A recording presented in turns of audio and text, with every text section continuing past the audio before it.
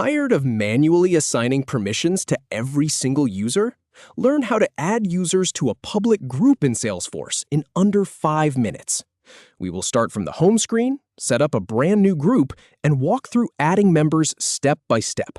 Follow along with these simple steps. So let us begin from your Salesforce home screen. The very first thing you need to do is locate the gear icon in the top right corner. That is your quick settings menu. Go ahead and click on that now. Once that menu opens, you will see an option that says Open Advanced Setup.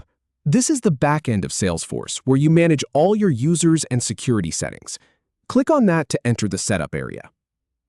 Now that we are in setup, look for the Quick Find search box at the top of the left sidebar. Go ahead and click into that box and simply type the word Public. This is going to filter the setup menu so we can find exactly what we need. From the search results, you will see an option labeled Public Groups. Click on that. This takes you to the main page where all your existing groups are listed. If you have never created one before, it will look pretty empty. That is about to change. Look for a button that says New and click on it. This opens up the group creation form. Now, here is the really important part. We need to give our group a meaningful name.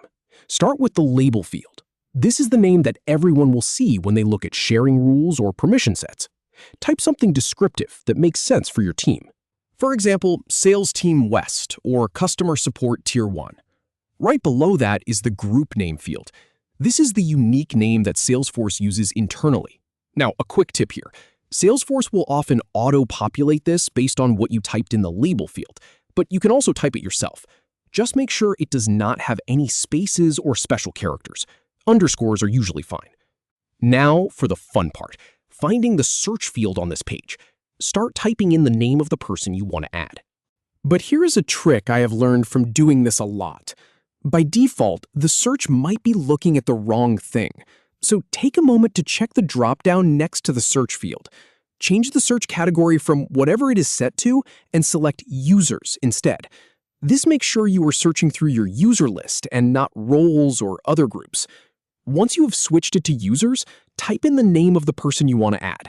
Select them from the results that pop up. Then click the Add button to move them over to the selected members list. You can repeat this for as many people as you need to include. When you have added everyone you need, click the Save button at the bottom of the page.